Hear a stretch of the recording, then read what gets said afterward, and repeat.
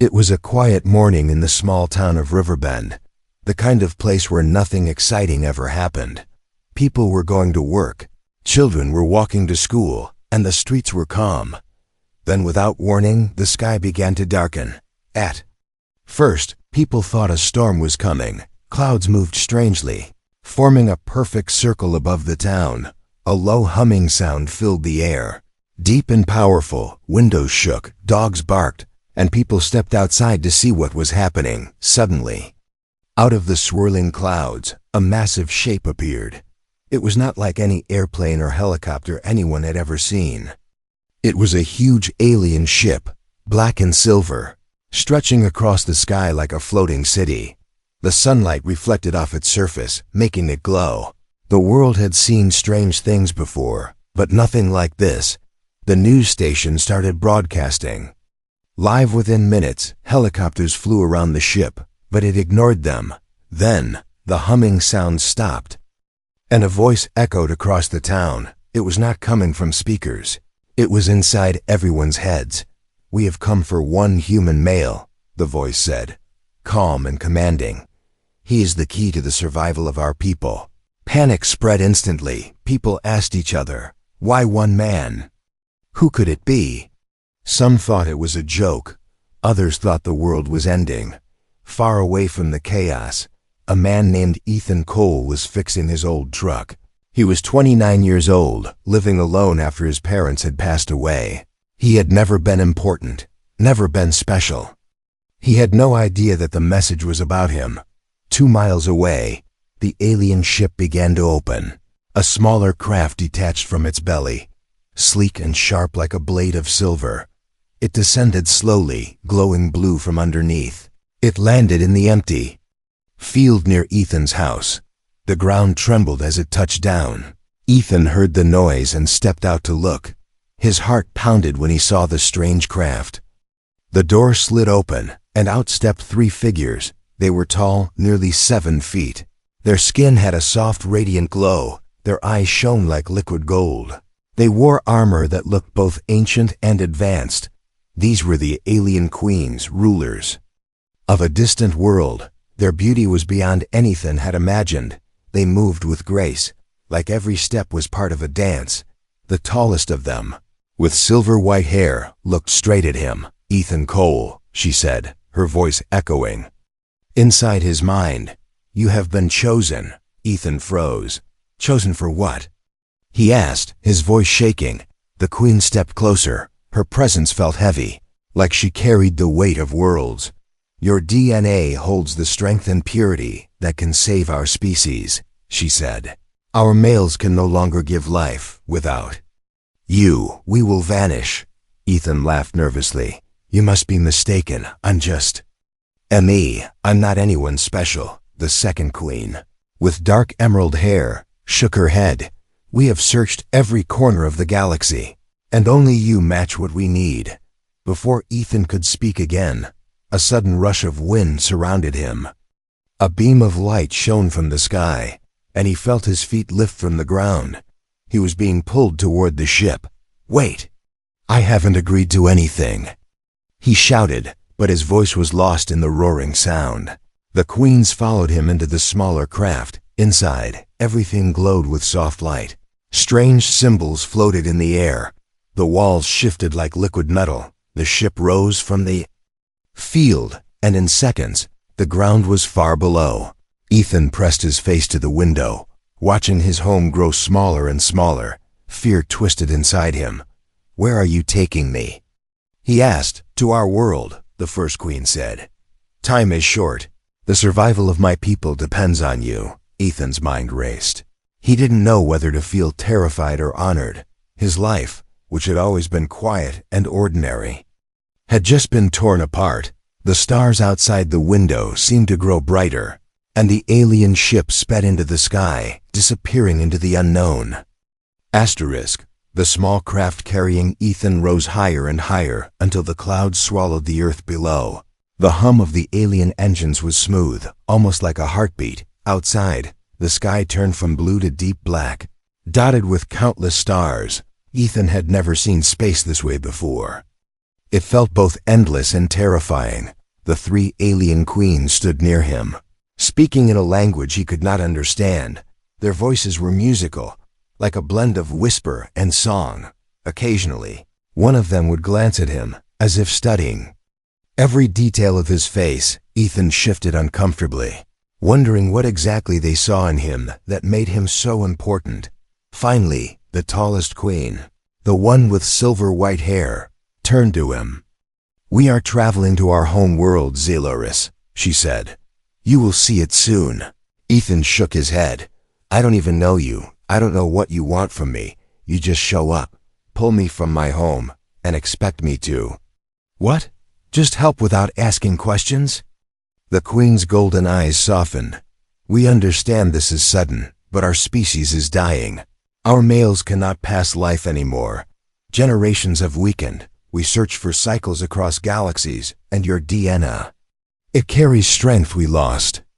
Long ago, the second queen, the one with emerald hair, stepped closer. "If you refuse, Ethan Cole, my people will disappear. You hold the key to our survival." Ethan swallowed hard. "And if I say no?" The third queen, with midnight blue hair, spoke for the first time. Her voice was deeper, filled with an unshakable authority. "Then not only will we perish, but the balance of the galaxy will break. Many worlds depend on our existence." Ethan looked away, staring out the window at the bright curve of Earth fading behind them. His life had been small and quiet, but now it was tied to something far bigger. Hours passed, or maybe it was only minutes. Time felt strange in space. The ship finally slowed as they approached something breathtaking. From the darkness ahead, a massive world came into view. It shimmered with violet oceans and glowing white cities that floated in the clouds. Rings of silver dust circled the planet like jewels. "That," the silver-haired queen said, "is Zylurus." The smaller craft descended into the planet's atmosphere. Strange birds with crystal wings flew alongside them. Giant trees with silver leaves swayed in the wind far below. Ethan's eyes widened. "This place, it's beautiful," he whispered. They landed on a platform made of black stone, carved with symbols that pulsed with blue light. A crowd of alien women stood waiting, their beauty and elegance overwhelming. They whispered among themselves, eyes locked on Ethan. Some looked curious, others looked doubtful as Ethan stepped off the craft. A wave of sound hit him, not from mouths, but inside his head. It was the voices of thousands speaking at once. The chosen male. Is it truly him? Will he save us? The silver-haired queen raised her hand, silencing the mental chorus. "This is Ethan Cole of Earth," she announced. "He will be tested, and if he proves worthy, he will carry the future of our people." Ethan blinked. "Tested?" The emerald-haired queen nodded. "We cannot give such a role without proof. You must pass the trials of worthiness. Only then will the life bond be granted." Ethan frowned. "And what happens if I fail?" The midnight-haired queen's expression darkened. "Then we will return you to Earth and search for another. But understand this, Ethan Cole. There is no other." Ethan's heart pounded. He had no idea what these trials would be, but something told him they would not be easy. He looked around at the alien world, the glowing sky, the endless horizon, the strange, beautiful faces watching him, and realized there was no turning back. The queens led him into a towering palace made of black crystal. The walls shifted and moved as if alive. Lights danced across the ceiling, casting shadows like moving constellations. Inside, alien guards in silver armor stood at attention. Ethan was taken to a chamber where a giant circular door stood closed. Blue flames burned in floating bowls around it. The silver-haired queen stepped forward. "This door leads to the first trial. You must face it alone." Ethan felt his stomach twist. "And if I die?" The emerald-haired queen's voice was quiet. "Then you were never meant to be the chosen one." The door began to open, revealing a dark tunnel filled with strange glowing mist. The air was thick and warm. Ethan took one last look at the queens. Their eyes were serious, But there was something else. Hope, fragile and desperate. He stepped forward, the door closing behind him with a deep echo. The trial had begun. The door behind Ethan sealed shut with a sound like stone grinding against stone. The air inside the tunnel was heavy, filled with a faint metallic taste. Blue mist swirled around his feet, making it hard to see the ground. Every step echoed, the sound stretching into the darkness ahead. He could hear a faint heartbeat-like thump, slow and deep. It seemed to come from the walls themselves. The strange sound made his chest tighten. He told himself to keep moving, but a voice whispered inside his head, "Turn back, human. You will not survive." Ethan ignored it, though his hands were trembling. He reached a wider chamber lit by floating crystals. The light from them flickered, casting shadows that moved on their own. In the center of the room stood a tall, curved gate made from something that looked alive. The surface pulsed as if it had veins under it. A deep voice echoed from nowhere. "First trial, survive the hunter." From the shadows, something moved at first. Ethan thought it was a trick of the light. Then he saw it, a beast taller than a man. Its body armored with dark scales. Its eyes glowed red, and its mouth opened to reveal rows of needle-like teeth. 4 arms ended in claws sharp enough to tear stone. Ethan's breath caught. He had no weapons. Nothing but his fists. The beast roared, the sound shaking the crystals above. Instinct took over.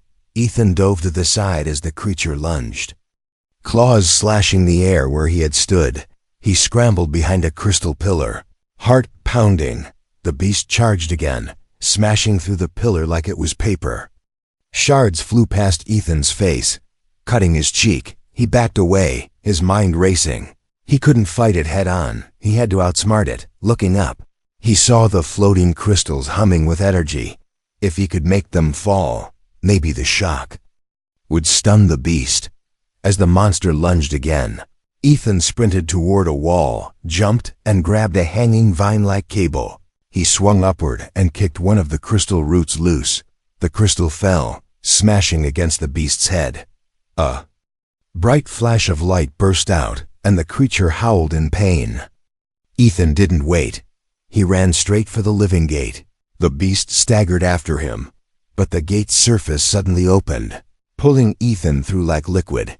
He landed hard on a smooth stone floor. This new chamber was brighter, the walls covered in shifting symbols. A voice echoed again. "Second trial, unlock the memory."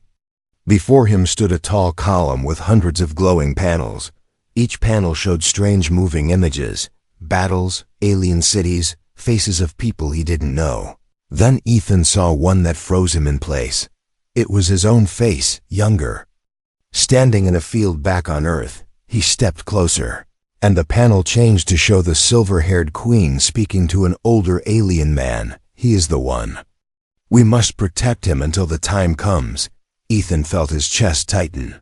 "They knew about me years ago?"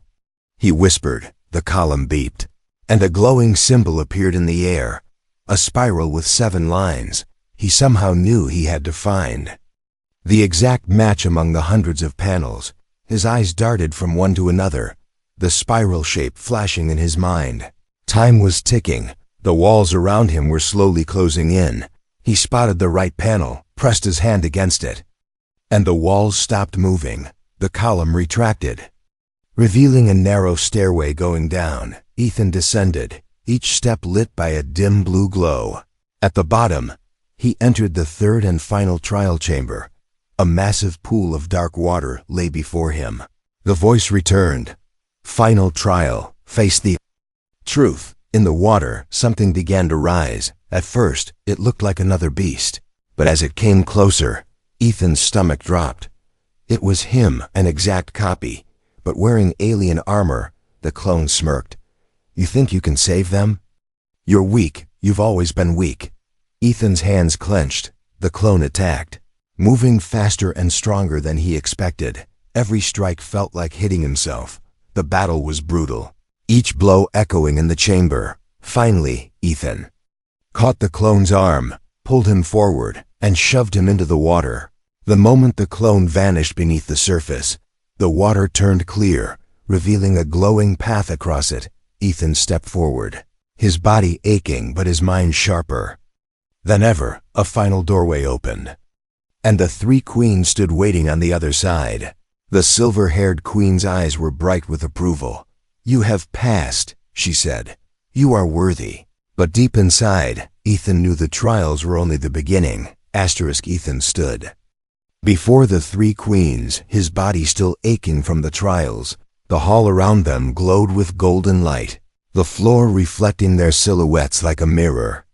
Alien guards stood along the walls, silent and watchful. The silver-haired queen stepped forward, her eyes locked on him. "You have passed the trials of worthiness, Ethan Cole," she said. "From this moment, you are under the protection of the royal court." The emerald-haired queen's voice followed, softer, almost musical. "But there are laws, Ethan, ancient ones." The midnight-haired queen finished the thought. "You are the chosen male.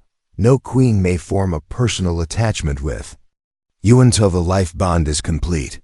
To do so would be a violation punishable by exile." Ethan frowned. "So I'm just some prize you keep on a shelf until you need me?" The silver-haired queen's expression tightened, but she did not answer. Instead, she turned and began walking toward the balcony.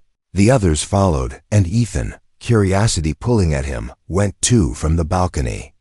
The view was breathtaking. The alien city stretched far and wide, glowing towers rising into a sky lit by twin suns.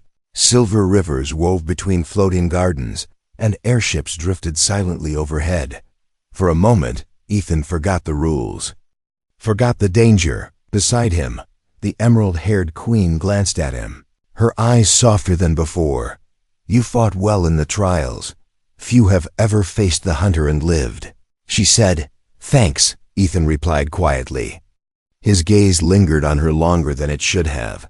Her armor caught the sunlight, making her look almost unreal. For a second, they both forgot anyone else was there.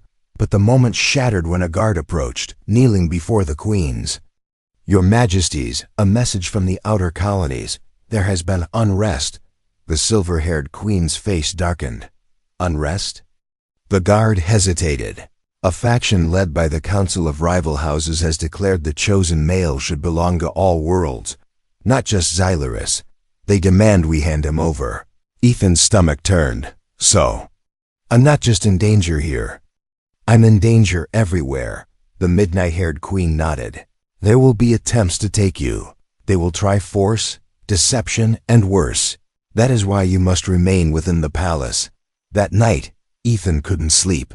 The alien palace was quiet, the air cool and still. He wandered the corridors, drawn toward a faint light at the far end. It was the emerald-haired queen, sitting alone in a garden filled with glowing flowers. She looked up when she saw him, but didn't send him away. "You should be resting," she said. "I could say the same for you," Ethan replied, walking closer. The flowers shifted color as he passed, reacting to his presence. For a while they just sat in silence. The night breeze carried a faint, sweet scent. Ethan finally spoke. "Why are you risking this?" "If someone sees us," she interrupted, "because I wanted to thank you.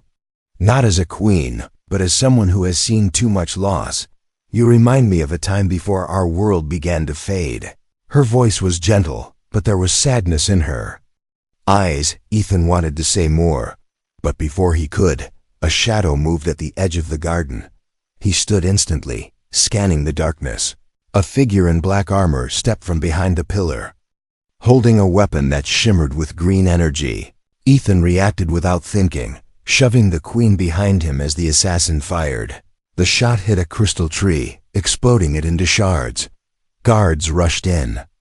The assassin vanished in a flash of light. The silver-haired queen arrived moments later, her eyes burning with anger. "You left your chambers, and now my sister could have died because of you." Ethan stepped forward. "If I hadn't been here, she would have died." The silver-haired queen's glare softened slightly, but the midnight-haired queen spoke coldly. From now on, you will be guarded at all times, no more wandering, no more private moments. Ethan caught the emerald-haired queen's gaze for a heartbeat longer before the guards led him away.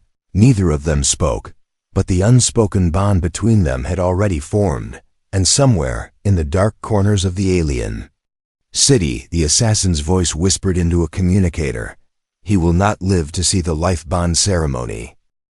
The royal council chamber was unlike anything had ever seen. It was a vast circular hall, the floor made of black glass that reflected the stars above. Massive windows looked out into space, where dozens of alien ships hovered like silent predators. The three queens stood at the center, their postures strong, their expressions cold. Around them, the leaders of other worlds sat in elevated seats, each one representing a different alien race.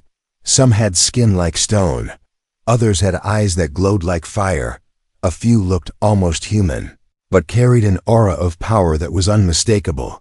Ethan stood slightly behind the queens, two guards at his side. He could feel the weight of hundreds of eyes on him. He wasn't sure if they were judging him, wanting him, or planning to kill him. The silver-haired queen spoke first, her voice echoing across the chamber. "The chosen male belongs to Zylyrus. His trials are complete. His worth is proven." Tall alien with silver scales and piercing green eyes leaned forward. "And yet, you expect the rest of us to simply accept that? The male's genetics could strengthen all our races." Another voice, deep and rumbling, followed. "If one world controls him, you control the future. That is unacceptable." Ethan could see the tension building. The queen stood firm, but the other leaders' voices grew louder. Arguments turned into accusations. Accusations turned into threats. Finally, the emerald-haired queen glanced at Ethan.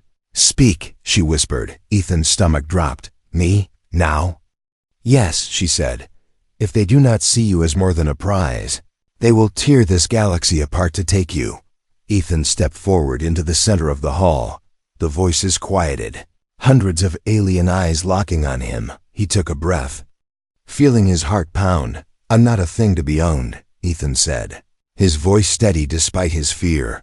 "I'm not a weapon, not a prize, and definitely not a trophy you can fight over.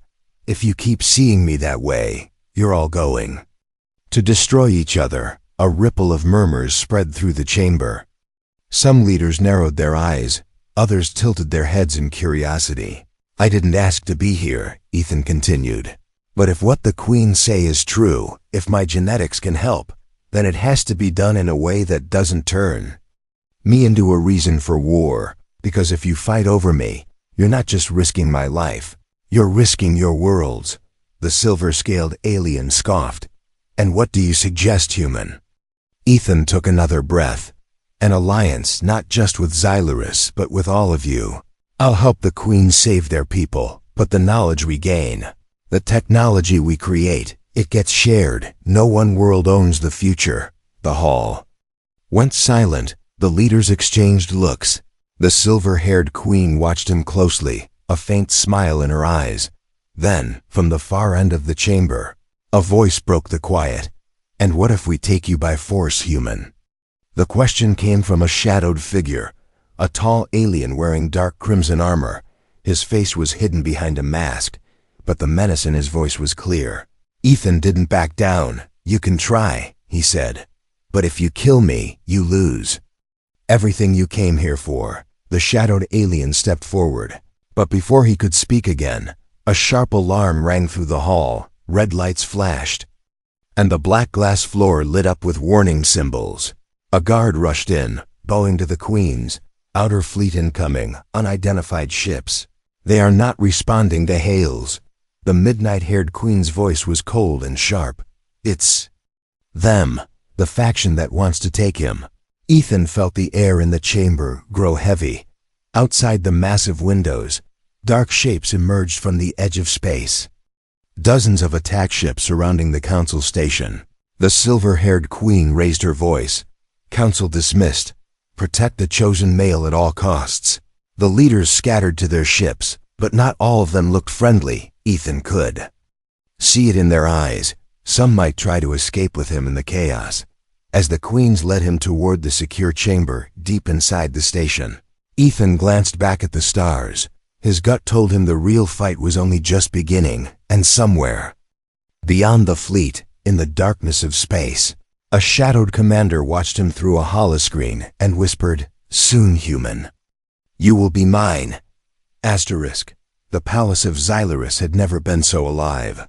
Every tower glowed with gold and silver light, banners of deep crimson and royal blue waving in the wind. The streets were filled with citizens, their voices rising in song. For the first time in decades, there was hope inside the grand hall. Preparations for the life bond ceremony were nearly complete. The floor was carved from pure white crystal, reflecting the twin suns streaming through the high glass arches. In the center stood the lifestone, a massive gem that pulsed with a slow, steady light. It was older than the palace itself.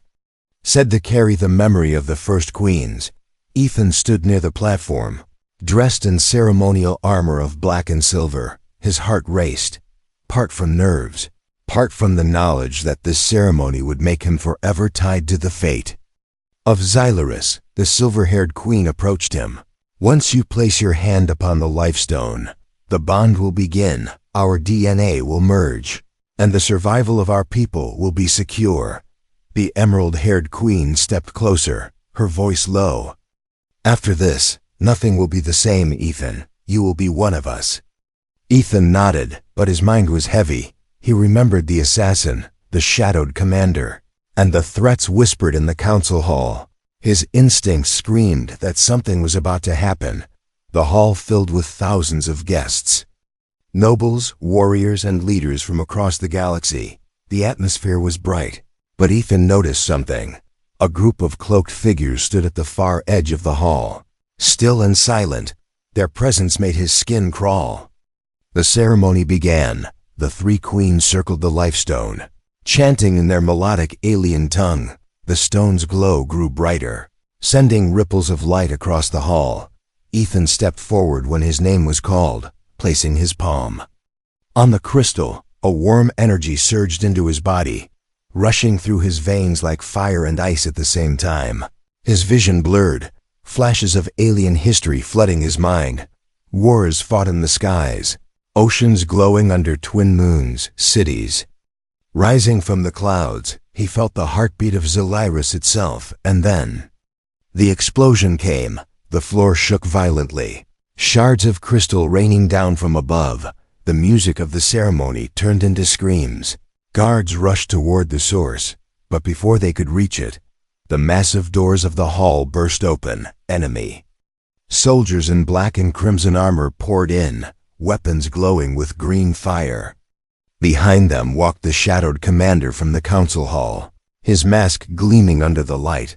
"The chosen male is ours," his voice boomed.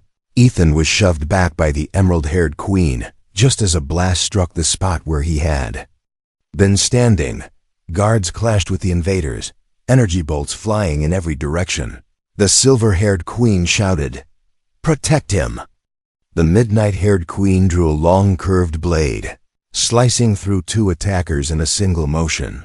Ethan grabbed a fallen guard's weapon. It was lighter than he expected. Almost humming in his hands, he didn't know how to use it, but instinct told him where to aim. He fired, dropping one soldier who had been charging the queens. Another attacker came from behind, but Ethan spun, blocking the strike with the weapon's energy field. Sparks flared, the impact nearly knocking him over. The shadowed commander advanced through the chaos, his gaze locked on Ethan. "You do not understand your value, human. With me, you would be more than a savior, you would be a god." Ethan's grip tightened. "Not interested." The commander lunged, his strikes fast and brutal. Ethan barely kept up. The fight carried them dangerously close to the lifestone, which pulsed wildly under the stress of the battle. Then a blast from somewhere in the crowd struck the commander's armor, sending him to one knee. The emerald-haired queen appeared beside Ethan. "Finish the bond now." Ethan turned to the lifestone, his palm finding its surface again. The warmth returned, stronger this time, wrapping around him like a living thing. The glow exploded outward, filling the hall with blinding light. The invaders screamed as the energy slammed into them, forcing them back through the shattered doors.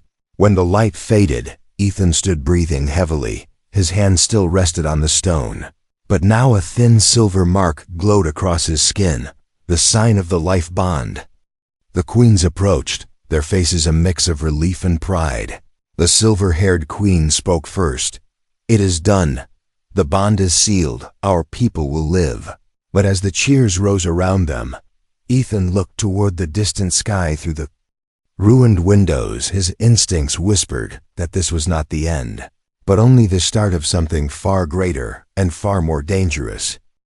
The grand hall of the palace still smelled of smoke and burning metal. The shattered crystal floor reflected the fading light of the twin suns. Outside, the city of Zalaris was quiet, too quiet. The invaders had been driven back, but the scars of the battle were fresh and deep. Ethan stood at the balcony of the royal chambers, the silver mark of the life bond glowing faintly on his palm. He could still feel it, a constant connection to the queens. Their voices at the edge of his mind, their heartbeat in rhythm with his own. It was strange, comforting, and heavy all at once. The silver-haired queen approached him, her steps silent. "The people are safe, thanks to you," she said. Her voice carried pride, but also something softer. "You are no longer just the chosen male. Ethan, you are part of us." The emerald-haired queen joined them, her gaze lingering on him a moment too long. "The bond is sealed, but the danger remains. The factions that came for you will return, and next time, they will not hesitate to destroy everything in their path." The midnight-haired queen's voice was sharper. "Which is why you cannot leave Zalaris. You are the heart of our future. Now your safety is our survival." Ethan turned to face them. "I understand, but hiding here won't stop them from coming. They think I'm a prize to be stolen. I need to be more than that. I need to be someone they can't control." The queens exchanged glances, their expressions unreadable. Then, without warning, the silver-haired queen placed her hand on his chest. "Then you will lead not as our possession, but as our equal." That night, the city gathered in the great square for the proclamation of unity. The sky shimmered with lights from hundreds of ships, banners waving high above the crowd. The three queens stood side by side, and between them stood Ethan. The silver-haired queen raised her voice. "Citizens of Zalaris, and allies from across the stars, the chosen male is no longer a title. It is a bond, it is a promise. From this day forward, Ethan Cole will stand as co-ruler of our people." The roar from the crowd was like thunder. The sound vibrated through the air. Ships above released streams of glowing petals that drifted down like stardust. Ethan felt the weight of their trust settling on his shoulders. But even as the celebration grew louder, he noticed something in the far shadows of the square. A small cloaked figure was watching him. The figure turned and slipped away into the crowd before he could alert the guards. His instincts told him this was no ordinary citizen. Later that night, Ethan walked the high balcony again. The emerald-haired queen found him there, the wind playing with her hair. "You feel it too," she said. "The war isn't over." "No," Ethan replied. Quietly, "It's just beginning." They stood in silence, looking out over the glowing city. Her hand brushed against his, a touch that lingered just long enough to remind them of the law they had already broken with stolen moments. She didn't speak, and neither did he, but the bond between them was stronger than any rule. From the palace roof, Ethan could see the stars stretching into infinity, somewhere out there in the cold darkness. Other worlds were watching. Other rulers were plotting. He knew they would come for him again, not just because of his DNA, but because of what he now represented, the man who united the queens, the man who changed the balance of the galaxy. The midnight-haired queen's voice echoed in his mind. "A private link through the life bond. When they come, we will be ready." Ethan smiled faintly. "Then let them come," he whispered to the night. "Far beyond Zalaris in the deep reaches of space, The shadowed commander knelt before an unseen master. The bond is complete, but the human does not yet understand his full power, he said. The master's voice was like a low growl. Then we will make him understand by tearing his world apart. Back on the balcony, Ethan turned from the stars to face the city that was now his home. His life on Earth was gone, replaced with a destiny he had never asked for. But it was his now, and he would fight for it. The twin suns rose slowly over the horizon, bathing the city in gold and silver light. Ethan stood tall beside the queens, and for the first time, he didn't feel like an outsider. He felt like a ruler, a protector, a part of something far greater than himself. And somewhere deep inside, he knew this was only the first chapter of a much bigger story.